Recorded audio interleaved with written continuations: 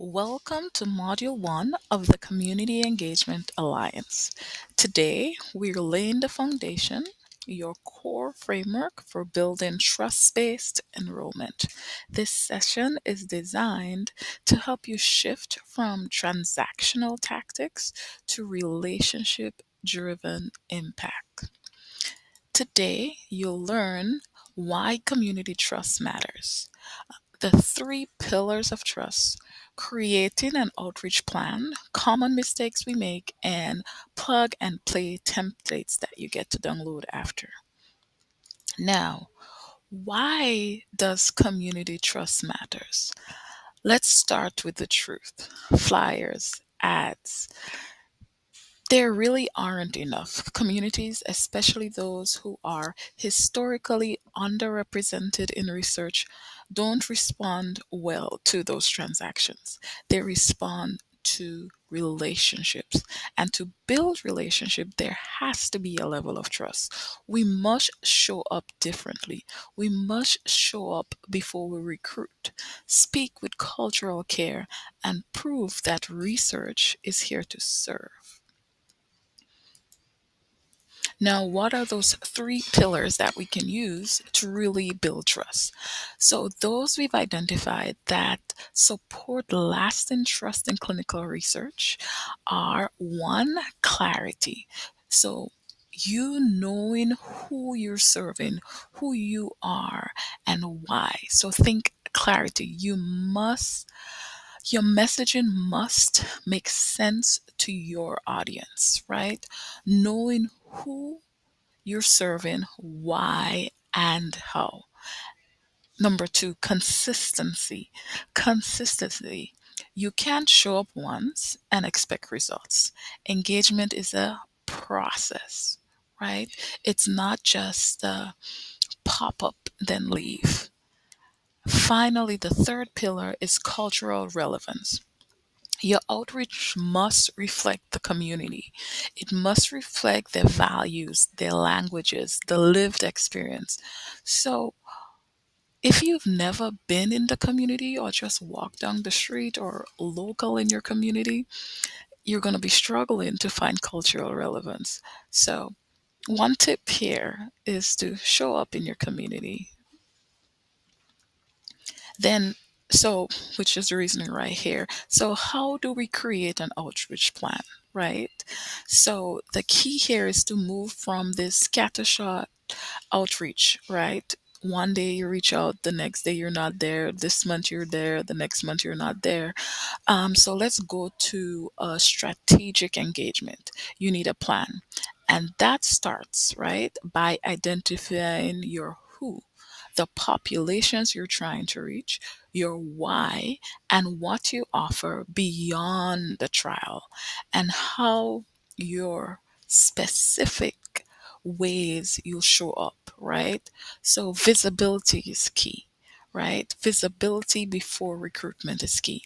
If your site is unknown, your study won't be effective. It won't land. No one is going to show up. So, to summarize, when you're creating your outreach plan, be visible, right? Be visible, be helpful before you recruit. And to help you in this action, if you look in the later modules, you'll see all of these templates, right? To help you put things into action.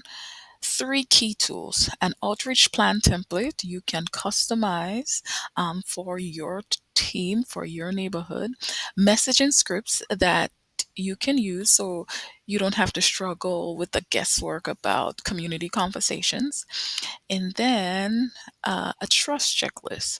So actually, I want you to do the trust checklist first. It has 10 reflection questions to assess if your site is building trust or missing the mark. So my advice would be do the checklist, community trust checklist, and then go through the plan, your scripts, try it out, and then come back again and do it and see what changes were made or how different it was. So, I guess I left a slide in there. So here are some of the common mistakes. Let's name the patterns we see too often. Some I've mentioned before, like that one time outreach, right? You know, you have an asthma study coming, so now you're all around looking for people with asthma, showing up at the churches, showing up here and there. And then the event, your trial ends and you're gone. A next common mistake is cold communication. The way we speak our language, like the jargons that we use, our communication doesn't actually resonate with the people we're talking. Too complicated, too complex, right? And the final one is ignoring cultural cues.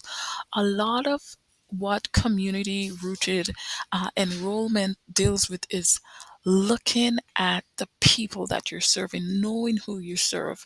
And there are a lot of different cultural cues. For example, certain words have different meanings. Um, some cultures, no hugs, no handshakes, no eye contact. But how are you going to know that, right? You have to be aware about the cultural cues. So the language, the values, things that they do in the neighborhood is very important. So these missteps don't just limit your enrollment, they damage trust. But here's the good news. If you listen to this and feel like, oh yeah, I've made those mistakes, there's good news. They're fixable, and you're in the right place here in the Community Engagement Alliance. So, as I end, all right, I end this right here. Let's talk about what you should reflect on, right? What's the biggest challenge your site faces when it comes to building trust? What is your biggest challenge, right? So, thank you for listening. This is very important. This is the foundational model. Don't skip it. Trust isn't just a buzzword, it's a responsibility. When we center trust, we create research that feels more like a partnership, and not a persuasion. Um, if you're in a group, go ahead and download your templates, dive into the next step of your site transformation. If you haven't joined yet, now is a good time to go over to school and join the Community Engagement Alliance. You can see the link below. See you next time.